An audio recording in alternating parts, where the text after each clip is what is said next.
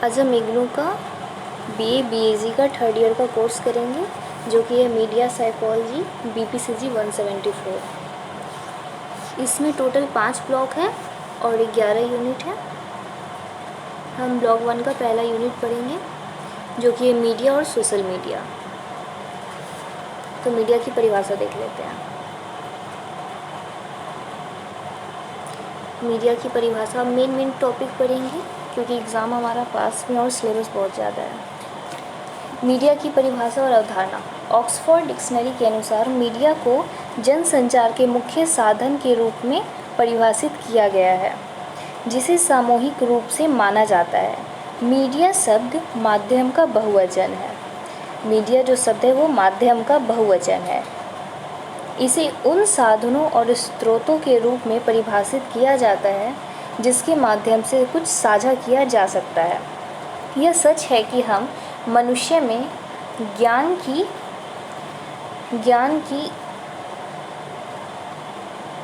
और खुशी की, दुख बांटने की हर इच्छा, अपनी बात दूसरों के साथ साझा करने की इच्छा बहुत ज़्यादा है और हम सब दृढ़ विश्वास रखते हैं इसमें।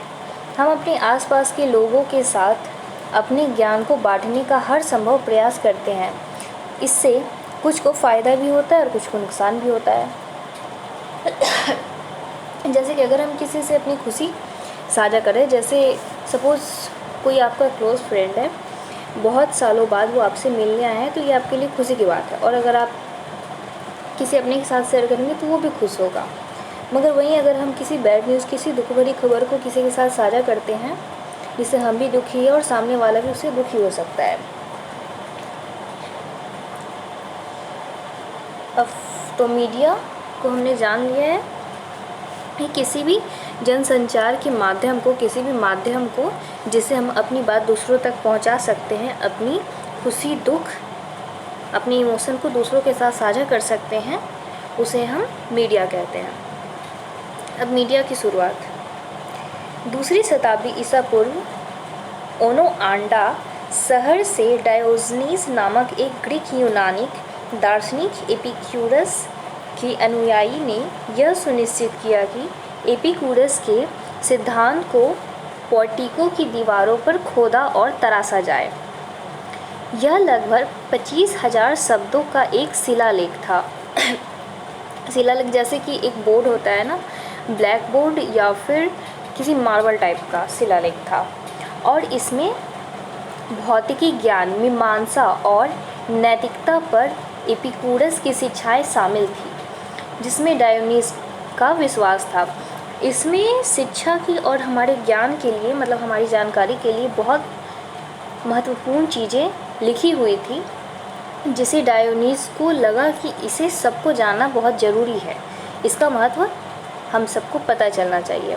उनका मानना था कि इसे एक सार्वजनिक चौक में खड़ा किया जाए, ताकि शहर में रहने वाले और आने वाले हर लोगों को इसका दर्शन करने का महत्व और इसको समझना शुरू कर दे और पालन करे इसका।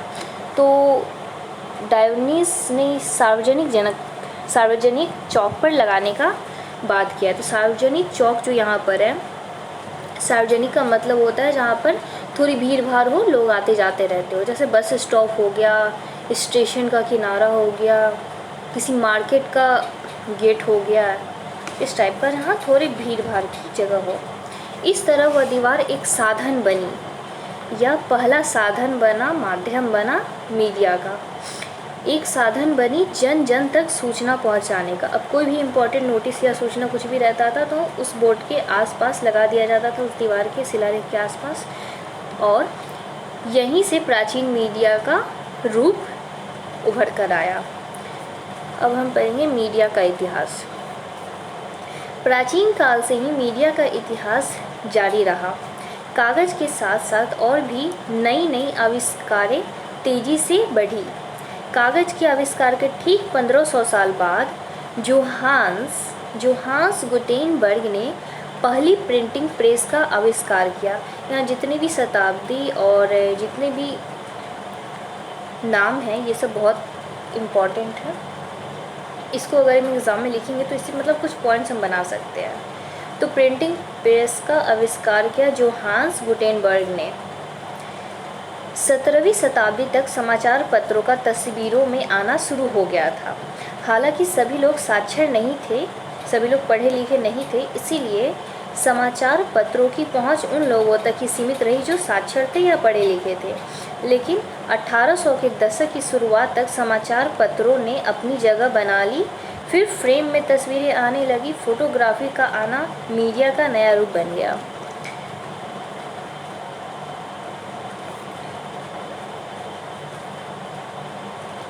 1876 में टेलीफोन आया। अब तो लोग तुरंत ही एक दूसरे के साथ जानकारी साझा करने लगे। इसके बाद रेडियो आया। रेडियो संचार का एक माध्यम बन गया। रेडियो का व्यापक रूप 1950 के टेलीविज़न के रूप में आया। इसमें लोग सुनने के अलावा देख भी सकते थे। इंटरटेनमेंट का हमारा एक जरिया बन गया। 1960 के दौरान इंटरनेट भी आ गया, जिसने दुनिया को बदल दिया, है ना। इंटरनेट आने के बाद हम देख ही सकते हैं कि हमारा मतलब अब चीज़ों को लेकर या लोगों को लेकर एक अलग ही भावना निकलता है। यह मैसाचुसेट्स इंस्टीट्यूट ऑफ टेक्नोलॉजी के अंदर एक प्रयोगशाला में शुरू हुआ। यह पहले 2 कंप्यूटर के बीच शुरू किया गया और वो कंप्यूटर जो था वो सरकारी कंप्यूटर था। एक कंप्यूटर से दूसरे कंप्यूटर में कुछ सूचनाएं प्रसारित करने में सक्षम बनाने के लिए किया गया था। 1990 में www वर्ल्ड वाइड वेब भी आ गया और इसके ठीक 3 साल बाद वर्ल्ड वाइड वेब पे 600 वेबसाइटें अपलोड करा दी गई। अब उतने साल पहले सोचो लोग कितने फास्ट थे, 600 वेबसाइट सिर्फ 3 साल में बना लिया और अपलोड भी करा दिया। अब 1998 में गूगल का भी आगमन हो गया और इस नेट के जाल में हम सब फंसते चले गए। तो शॉर्ट करके मैं बता रही हूँ। अब हम पढ़ेंगे मीडिया के कार्य और महत्व। मीडिया का हमारे जीवन में एक महत्वपूर्ण योगदान रहा है। इसने संचार को आसान बनाया, ज्ञान का प्रसार किया। अमेरिकी समाजशास्त्री रॉबर्ट के मेर्टन के अनुसार जनसंचार के कार्य 2 प्रकार के हो सकते हैं। वे या तो प्रकट या गुप्त होंगे, यानी कि वो सामने से सही मतलब जैसा हम देख सकते हैं वैसा ही रहेगा, या फिर गुप्त होगा या फिर छुपा के होगा। हेरोल्ड लासवेल और चार्ल्स राइन ने मास मीडिया के कार्यों को निम्नलिखित भागों में बांटा है। इसका जो कार्य है मीडिया का उसको कुछ इस तरह बांटा गया: पर्यावरण की निगरानी,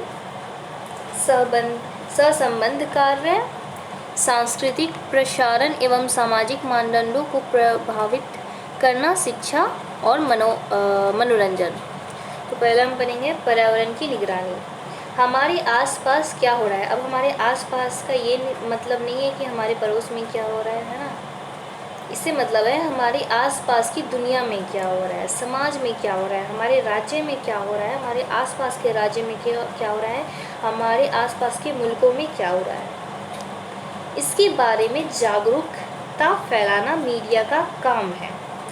यह उन मुद्दों के बारे में जानकारी देता है जिसका सामना दुनिया को भविष्य में करना पड़ सकता है। आम जनता को घोषणाएं और सूचनाएं समय पर देता है, साथ ही भ्रम को कम करता है। अभी भविष्य में होने वाली घटनाओं को कैसे हमें बताता है, तो उसका उदाहरण है जब कोई प्राकृतिक आपदा होती है, जैसे भूकंप हो गया, सुनामी हो गया, या फिर भारी बारिश का आना हो गया, या फिर कहीं आतंकी आ रहे हैं, है ना, आतंकी हमले होने वाला है, तो हमें न्यूज़ जो है, हमें मीडिया जो है पहले ही सूचना दे देती है और हमें अलर्ट कर देती है कि सावधान रहें, है ना। और सावधानी बरतने के लिए कहा जाता है। जैसे जगह जगह पे लाउड स्पीकर भी लगाए जाते हैं कि जैसे कभी पानी का हड़ताल होने वाला है, ठीक है, तो उस टाइम पे अनाउंस कर दिया जाता है कि हाँ आप लोग जो भी पानी की टंकी फुल कर ले, हो सकता है कि साइक्लोन आए, हो सकता है कि भारी बारिश हो, ठीक है, घर से बाहर ना निकले, जो भी आवश्यक। जैसे लॉकडाउन में हमें पहले ही बता दिया गया था कि कर्फ्यू लगने वाला है, तो आप सब जो भी बाहर की सामग्रियां हैं सब घर में पहले से ही एकत्रित कर लें। फिर आता है दूसरा नंबर, सहसंबंध कार्य। शुरू में इंटरनेट से पहले मीडिया ही था जो हमें सारी सूचना देता था, समाचार पत्रों के जरिए, रेडियो के जरिए आदि। फिर तीसरा आता है सांस्कृतिक प्रसारण एवं सामाजिक मानदंडों को प्रभावित करना। पहले दो कार्य जो थे पर्यावरण की निगरानी और सहसंबंध कार्य, यह दिखाते हैं कि जानकारी कैसे साझा की जाती है और माना जाता है कि यह कार्य चर्चा करता है कि मीडिया सांस्कृतिक और सामाजिक मूल्यों को दोहराने में कैसे भूमिका निभाता है। जैसे कि कुछ बच्चों के कुछ कार्टून्स हो आते हैं जो कि कुछ रियलिस्टिक होते हैं, सच्ची घटनाओं पे आधारित होते हैं, कुछ धर्म का प्रचार करते हैं, प्रसारण करते हैं ना, जैसे बाल कृष्ण हो गया, तेनालीराम हो गया,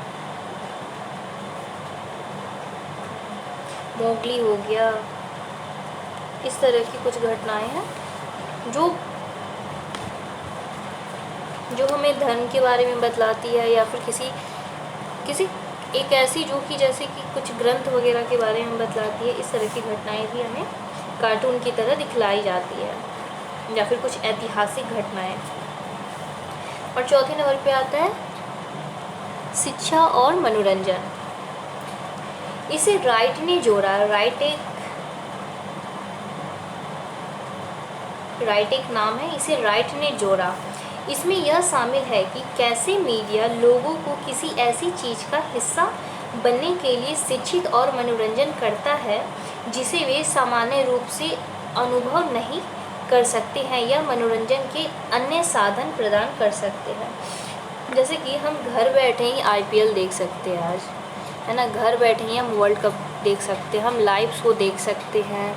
अगर हम कहीं नहीं जा पा रहे हैं, मान लीजिए हमारे एरिया में बारिश हो रही है, या फिर हमारे घर में छोटे बच्चे, हम उनको छोड़कर नहीं जा सकते, उनको लेकर भी नहीं जा सकते, इनकेस हमारे घर में कोई बुज़ुर्ग है, ठीक है, तो उनको भी हम अकेले छोड़ नहीं सकते, या फिर उनकी मनोरंजन के लिए ही कुछ लाइव शो हम देख सकते हैं, तो उनका मन भी लगा रहेगा, उन्हें ऐसा लगेगा कि हम सच में देख रहे हैं।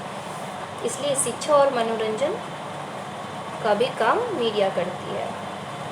अब हम मीडिया के प्रकार देखेंगे। मीडिया का बेसिकली 3 प्रकार है। पहला है प्रिंट मीडिया, दूसरा इलेक्ट्रॉनिक मीडिया और प्रसारण मीडिया, और तीसरा है डिजिटल मीडिया या फिर इंटरनेट। इसको बहुत सिंपल तरीके से समझेंगे। प्रिंट मीडिया को जैसे समझ लेते हैं कॉपी खाता पर छपाई करना, ठीक है, कुछ भी छापना और प्रिंटिंग का काम हो गया, ठीक है। संचार के रूप में उपयोग की जाने वाली कोई भी चीज़ मीडिया है। मीडिया को 3 भाग में बांटा गया है। पहला प्रिंट मीडिया, जिसमें समाचार पत्र और पत्रिकाएं शामिल हैं, ठीक है। दूसरा इलेक्ट्रॉनिक मीडिया है, जिसमें टेलीविज़न, रेडियो और फिल्म शामिल है। फिर तीसरा न्यूज़ मीडिया है, कंप्यूटर, इंटरनेट और मोबाइल्स, ये सब चीज़ें आती है इसमें। प्रिंट मीडिया समाचार पत्र, पत्रिकाएं, पुस्तक, ब्रोशर, हाउस पत्रिकाएं, न्यूज़लेटर, है ना, हैंडबिल, बिलबोर्ड, प्रेस और किताबें प्रिंट मीडिया का हिस्सा है। प्रसार मीडिया और इलेक्ट्रॉनिक मीडिया टीवी, रेडियो और फिल्में, ठीक है। विषय वस्तु तक पहुंचने के लिए इलेक्ट्रॉनिक्स या इलेक्ट्रोमैकेनिकल ऑडियंस का उपयोग करने वाले किसी भी और सभी प्रकार के मीडिया को प्रसार मीडिया कहा जाता है। मतलब कोई भी चीज़ जो इलेक्ट्रॉनिक से चलती है वो इलेक्ट्रॉनिक मीडिया या प्रसार मीडिया के अंदर आती है। इसके 3 प्रकार बताए गए, जैसे कि रेडियो, फिल्म और टेलीविज़न। अब इनके बारे में थोड़ा सा विस्तार से बताया गया है। रेडियो, यह विद्युत चुंबकीय तरंगों की खोज से उत्पन्न हुई, जिसमें संगीत, भाषण, समाचार आदि सुना जाता है और ध्वनियों को रिकॉर्ड करके हम बार बार चला सकते हैं। यह धीरे धीरे जहाज़ों, हवाई जहाज़, अभियान स्टेशन, दुकानों, हर जगह अपनी स्थान बना ली। और ऐसा नहीं है कि टेलीविज़न के आने के बाद आज भी इसका महत्व घट गया है, नहीं, बिल्कुल नहीं। जैसा कि अगर आपके शहर में कोई दंगा फसाद हो रहा है तो हमें माइकों के ज़रिए, लाउड स्पीकर के ज़रिए बताया जाता है, या फिर किसी नेता का चुनाव हो रहा है, ठीक है, प्रचार किया जा रहा है किसी चीज़ का, या फिर किसी हड़ताल के बारे में बताया जा रहा है, तो हम अक्सर हम माइक का या फिर लाउड स्पीकर का इस्तेमाल करते हैं। जैसे अभी मस्जिद में भी लाउड स्पीकर लगे हुए हैं। तो मतलब रेडियो का और प्रचार करने का ये महत्व अभी भी चल रहा है और बहुत महत्व है ये इसका। फिर दूसरा है टेलीविज़न।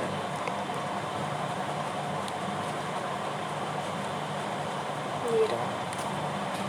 टेलीविज़न को 21 साल के फिलो फार्नश्वर्थ ने डिज़ाइन किया बनाया, जो स्वयं बचपन में कुछ समय बिना बिजली के रहते थे। ठीक है। इसका 7 सितंबर 1927 को पहली बार सैन फ्रांसिस्को में किया गया था।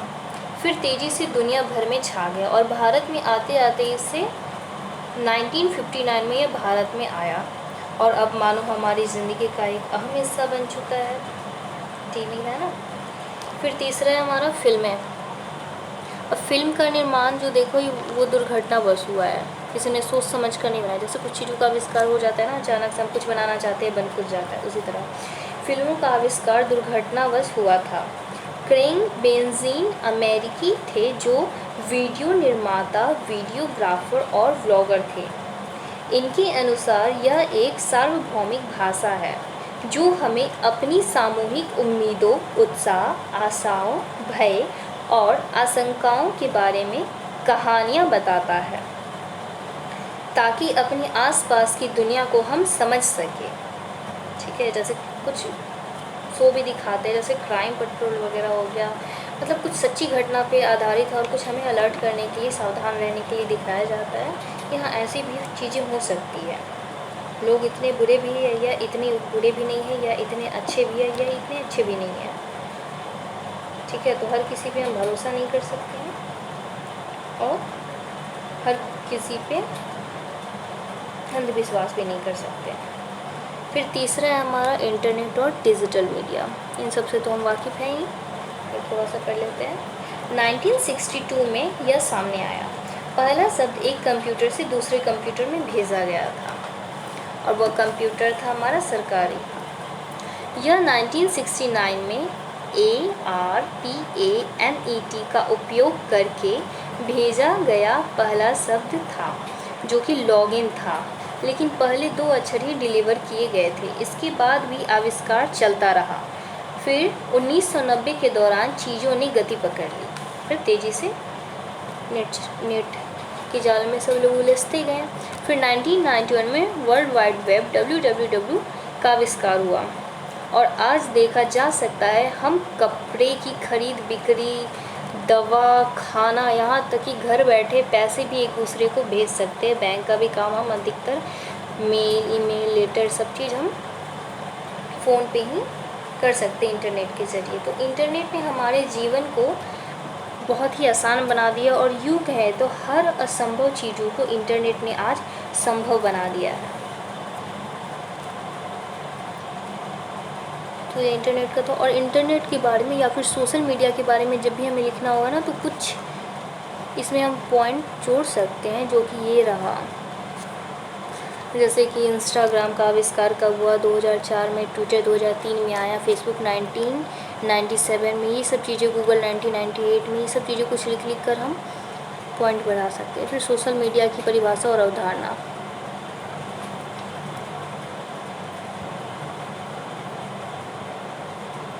इसको पढ़ लेते हैं।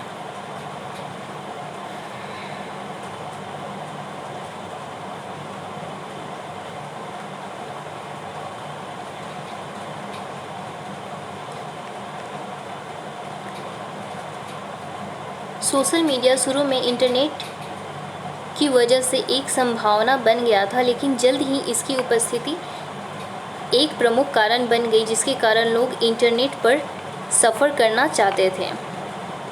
सतह पर आने वाला पहला सोशल मीडिया 6 डिग्री के रूप में जाना जाता था, जिसे वर्ष 1997 में लॉन्च किया गया था। इसने लोगों को अपनी प्रोफाइल बनाने और दूसरों को भी अपने में जोड़ने की अनुमति दी। कुछ साल बाद 2002 में फ्रेंडस्टर उभरा, जिसने उपयोगकर्ताओं को चित्र, वीडियो अपलोड करने और यहाँ तक कि अपने निजी नेटवर्क के प्रोफाइल पर टिप्पणी यानी कमेंट करने की अनुमति दी। फेसबुक के समान लगता है ना? फेसबुक के टाइप ही था। अंतिम सोशल मीडिया वेबसाइट फेसबुक के उभरने से पहले कई साइटें उदाहरण के लिए शुरू हुई। ऑरकुट, पता नहीं कैसी वेबसाइट है, पर ऑरकुट नाम का कुछ वेबसाइट था जो कि फेसबुक वगैरह के टाइम से ही था या फिर उससे पहले। एक बार जब यह बाज़ार में आया तो चीज़ें बड़े पैमाने पर बदल गई। फेसबुक एक सोशल मीडिया साइट के रूप में शुरू हुआ जो हार्वर्ड के छात्रों के लिए उपलब्ध था, लेकिन जल्द ही लोकप्रियता हासिल कर ली और 2006 तक इसका उपयोग 13 वर्ष से अधिक उम्र के बच्चे और व्यक्ति द्वारा किया जा सकता था। ट्विटर, इंस्टाग्राम और स्नैपचैट अन्य लोकप्रिय सोशल मीडिया ऐप्स 2006, 2010, 2011 वर्षों तक सब आने शुरू हो गए थे। अधिक से अधिक लोग इसमें शामिल हुए और लोगों को साझा करने के लिए प्रोत्साहित करने वाले और भी अधिक एप्लीकेशन और वेबसाइटें आने लगी। सोशल मीडिया सिर्फ इन सोशल नेटवर्किंग साइट्स तक ही सीमित नहीं है। इसमें ब्लॉग, फॉर्म, व्यावसायिक नेटवर्क, फ़ोटो साझाकरण प्लेटफॉर्म, सामाजिक गेमिंग, माइक्रो ब्लॉग और चैट ऐप्स भी शामिल है। यह इंटरनेट का एक हिस्सा है जो अभूतपूर्व गति से बढ़ता ही जा रहा है। 2017 में जनसंख्या का उपयोग करने वाले 71% इंटरनेट सोशल नेटवर्क का उपयोग कर रहे थे। 71% 2007 की जनसंख्या को 2017 की जनसंख्या को जब नापा गया तो 71% लोग थे जो इंटरनेट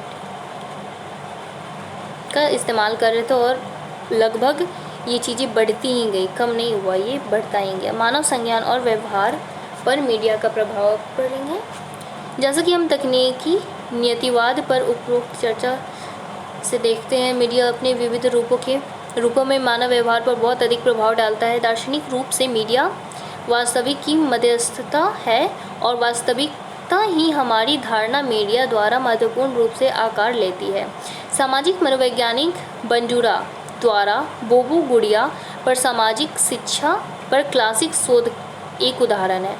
ये जो हमारे मनोवैज्ञानिक हैं बोबो डॉल पे जिसने एक्सपेरिमेंट किया था, बंडूरा नाम है इनका, इसमें बंडूरा लिखा है, तो बंडूरा ने बोबो डॉल पे एक एक्सपेरिमेंट किया था, उसका इन्होंने उदाहरण दिया। उस पर एक्सपेरिमेंट ये हुआ था कि बोबो डॉल को रखा गया था और कुछ बच्चों के सामने और उनको कुछ फिल्में वगैरह दिखाई थी और उनको बताया गया था कि इस पर मतलब गुस्सा करो। किसी को बोला गया था गुस्सा करो, उसको मारो, जब गुस्सा आ रहा है उसको बच्चे को तो बोबो डॉल को रख दिया जाता, बोलता था मारो, लात मारता था, गुस्सा मारता था, ठीक है। इस टाइप का एक्सपेरिमेंट हुआ था। ऐसा 2-3 ग्रुप में एक्सपेरिमेंट हुआ था, तो वहीं उसी एक्सपेरिमेंट के बारे में यहाँ पे बताया गया है। मीडिया भी संस्कृति और प्रभाव का एक साधन है। क्या आपने अपने बड़ों को यह कहते नहीं सुना है कि कैसे नई मीडिया प्रौद्योगिकियों के अचानक आने से वर्तमान युवा पीढ़ी पश्चिमी संस्कृति के प्रभाव में आ रही है? आइए इस पर अब चर्चा करते हैं। मीडिया हमारे सोचने के तरीके को कैसे प्रभावित करती है और समस्याओं को हल करता है। जिस तरह से हम दुनिया को देखते हैं, सोशल मीडिया पर आपके द्वारा पढ़े जाने वाले डेटा पर आप कितनी बार शोध करते हैं, मतलब रिसर्च करते हैं। जब आप कोई अखबार उठाते हैं या एक टेलीविज़न चैनल खोलते हैं तो एक बार में ही हम जो भी उस पर बोलता है, जो भी बात बताता है, जो भी घटना के बारे में बताता है, हम उस पर तुरंत विश्वास करते हैं या फिर कोई सवाल करते हैं या उस पर तर्क वितर्क करते हैं, खोजबीन करते हैं। हालांकि आज की दुनिया में जब सूचनाओं की मात्रा बहुत अधिक है तो क्या आप निश्चित रूप से कह सकते हैं कि आप मीडिया से प्रभावित नहीं होते हैं? बिल्कुल होते हैं।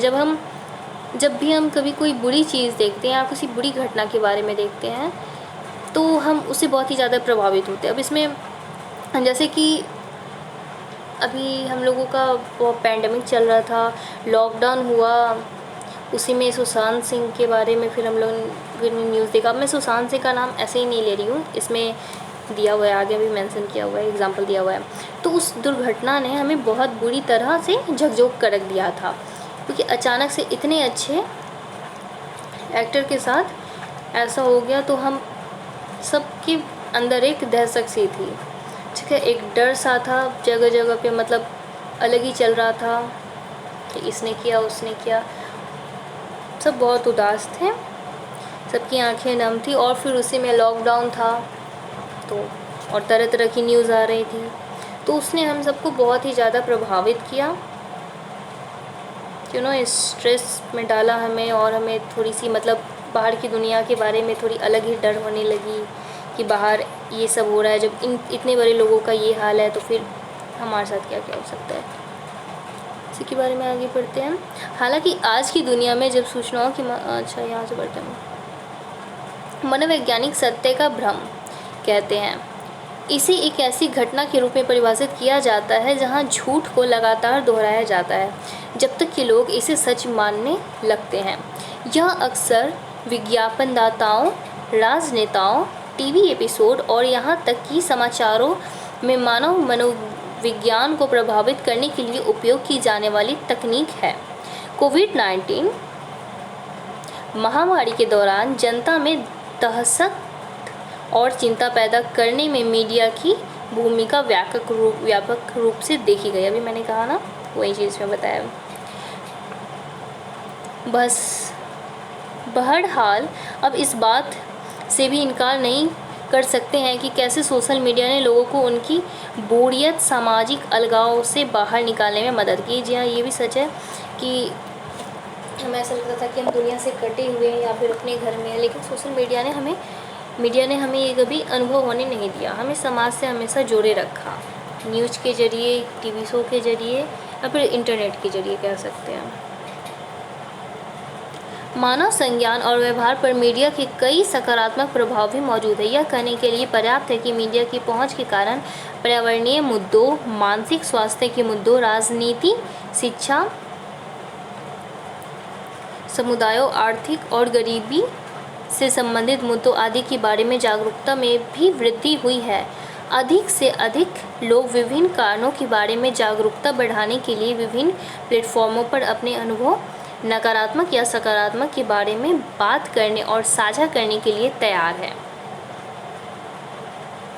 फिर हम पढ़ेंगे मीडिया शोध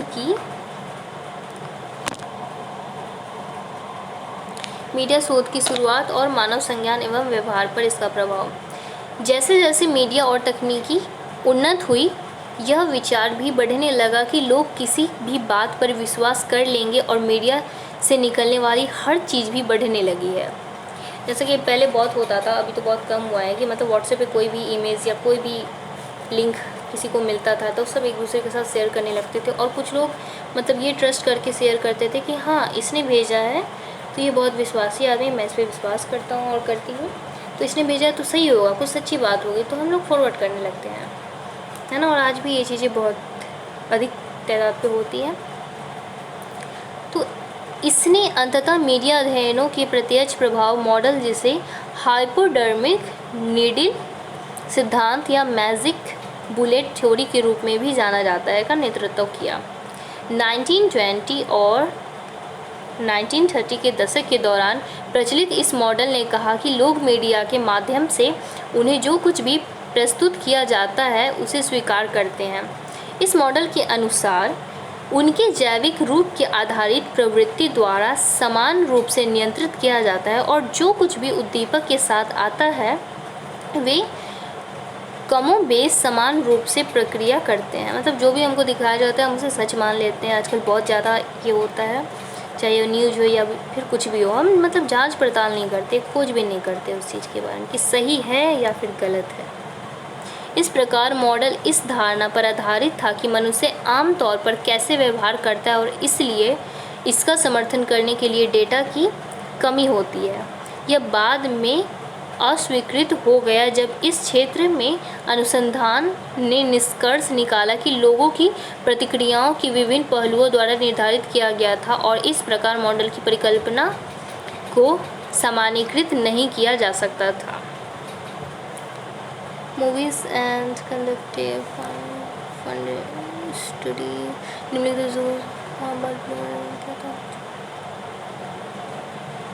पढ़ते हैं हम। मीडिया की व्याख्या करने वाले सिद्धांत मानव संज्ञान और व्यवहार को प्रभावित करते हैं। 1941 से 1945 के बीच द्वितीय विश्व युद्ध के दौरान मनोवैज्ञानिक कार्ल ईश्वर होलैंड अमेरिकी सेना के साथ काम कर रहे थे और उन शोधकर्ताओं की देखरेख कर रहे थे जिनका उद्देश्य वाई वी फाइट नामक फिल्म युद्ध के साथ सैनिकों में रवैये में बदलाव की निगरानी करना था। इसकी सफलता को सूचना प्रदान करना सेवा करने के लिए पुरुषों की प्रेरणा बढ़ाना के रूप में परिभाषित किया गया था।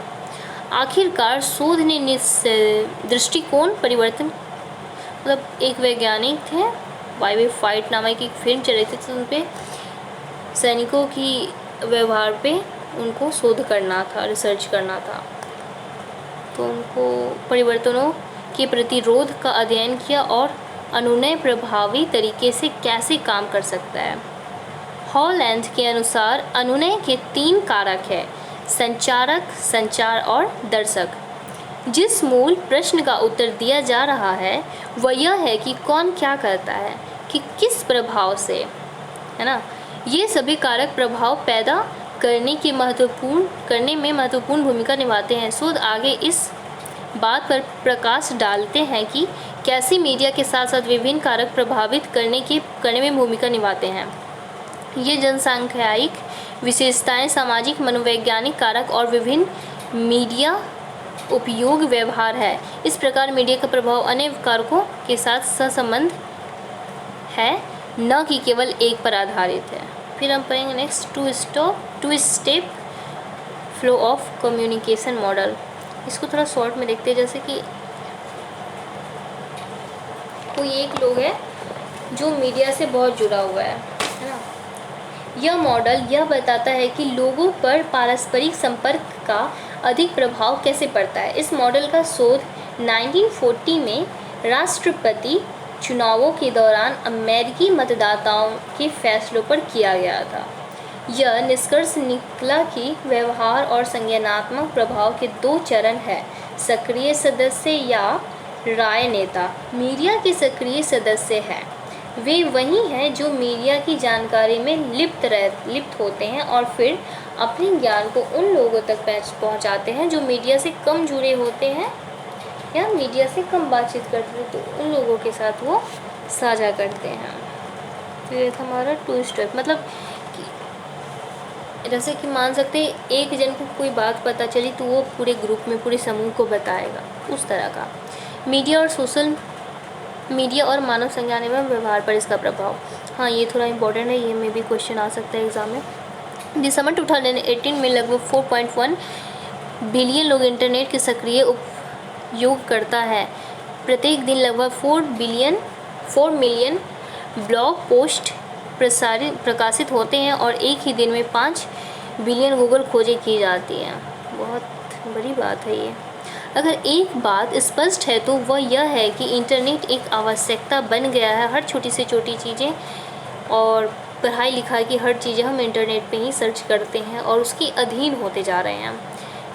एक रिसर्च हुआ था जहाँ पे मतलब कुछ स्कूल का रिसर्च हुआ था, तो वहाँ कुछ बच्चों को मतलब इंटरनेट 3 दिन के लिए बंद कर दिया गया। तो उनमें अलग सी उनकी बिहेवियर में बदलाव देखा गया, चिड़चिड़ापन, और मतलब बहुत ही वो चिड़े रहने लगे, हर बात पे चिढ़ जाते थे, तनाव में, बहुत स्ट्रेस में रहने लगे।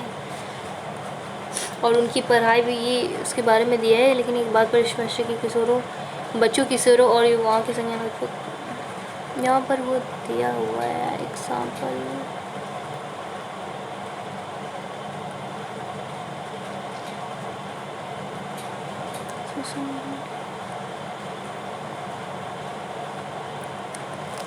एनीवेज, तो इंटरनेट एक तरह से ज़रूरी है हमारे लिए, लेकिन इसके अधीन हो जाना एक नशा टाइप का भी नहीं होना चाहिए।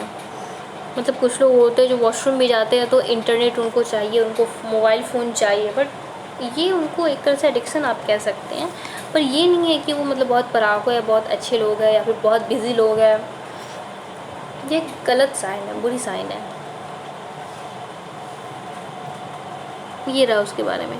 कैलिफोर्निया विश्वविद्यालय, सांता क्रूज और इलिनोरस विश्वविद्यालय अर्बाना-सैपेन के शोधकर्ताओं ने एक अध्ययन किया जहां उन्होंने पाया कि जो लोग कुछ हल करने के लिए इंटरनेट पर भरोसा करते हैं, उनके विकल्प को अधिक बार चुनने की संभावना अधिक होती है। वे कार्य करने के लिए अपनी स्मृति का उपयोग करने के लिए किसी भी क्षण को नहीं लेने की अधिक संभावना रखते हैं। प्रमुख लेखक के दौरान टिप्पणी स्मृति बदल रही है। हमारी सोच से पता चला है कि जैसे जैसे हम इंटरनेट का उपयोग अपनी स्मृति का समर्थन करने के लिए करते हैं, हाँ, जैसे हमारा ब्रेन भी है ना, बहुत कम काम करना यूज़ करता है, मतलब हर चीज़ के लिए इंटरनेट पे सर्च करो। भूलने की जो बीमारी है हमारे अंदर, मेमोरी लॉस बहुत ज़्यादा होता है। अगर हम हर छोटी छोटी चीज़ें इंटरनेट पे सर्च करें उसे याद करने की बजाय, तो ये काफ़ी हानिकारक हो सकता है हमारे दिमाग के लिए, और हम अपने याददाश्त को खो सकते हैं।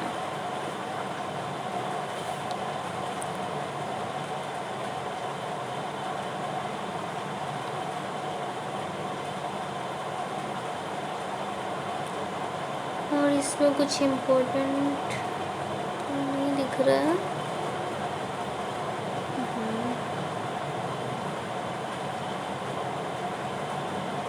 ट्विस्ट ऑफ फॉलो भी हम लोग पढ़ लिए हैं। हाँ, तो यूनिट हमारा 1 लमसम कंप्लीट हो गया है। कुछ प्रश्न है इसके?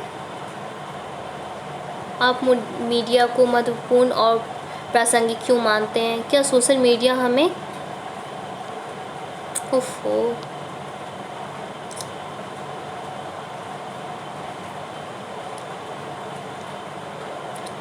क्या सोशल मीडिया हमें कम सामाजिक बना रहा है? तो ये लमसम सही है कि हम कम सामाजिक बन रहे हैं। हम अधिकतर फ़ोन में ही बिज़ी रहते हैं, तो हम लोगों से, परिवार को उतना टाइम नहीं दे पाते हैं। इस पर अपनी टिप्पणी देने का बताया हुआ है। मीडिया मानव संज्ञान और व्यवहार को कैसे प्रभावित कर सकता है? स्मार्टफोन के आगमन ने आम तौर पर जीवन को कैसा बना डाला? इस पर भी टिप्पणी देने का क्वेश्चन आ सकता है। चलो, थैंक यू। नेक्स्ट वीडियो में हम सेकंड यूनिट पढ़ेंगे।